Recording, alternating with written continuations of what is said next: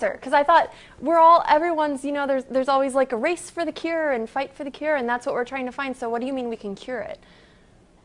Yeah, well, all the research has been mostly wasted because it doesn't really get at how to cure cancer. Most of the research dollars go to how to measure cancer and how to treat cancer, but not how to cure it or how to prevent it.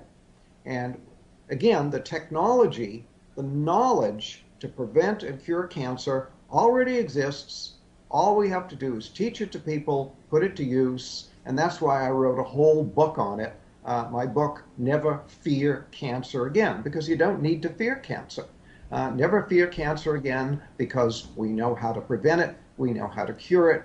All we need to do is teach people how to do it. So what is the cure? Well, we talked about, in the first segment about cells, how about the body is made of these little microscopic units of cells. You cannot be sick unless cells malfunction. Well, when cells malfunction in a certain way, we get what we call cancer. Well, what is that certain way? That certain way is that the cell is no longer metabolizing oxygen properly. So there is a deficiency of oxygen metabolism in the cell. When that happens, the cell turns into a cancer cell. So your job is to make sure that all of your cells are getting adequate amounts of oxygen and processing that oxygen properly.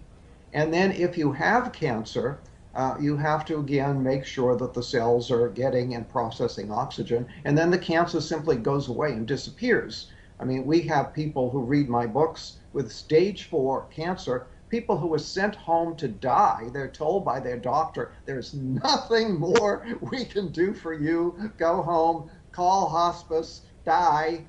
They read the book, they cure their cancer, and it's all gone. It's so simple to do. So how do you make sure that your cells are getting enough oxygen? Because I can't tell. I mean, my cells look fine to me. I don't know. Yeah, well, they do look fine. Well, one thing you can do is to stop eating sugar. In fact, you have to stop eating sugar, especially if you have cancer. Cancer cells eat only one food, and that's sugar. Really? Oh, yeah. Oh, And I had they no eat idea. a tremendous amount of sugar. So if you eat sugar, you're feeding the cancer. So if you have cancer, you have to be off of all sugar. And if you want to prevent cancer, be off of all sugar.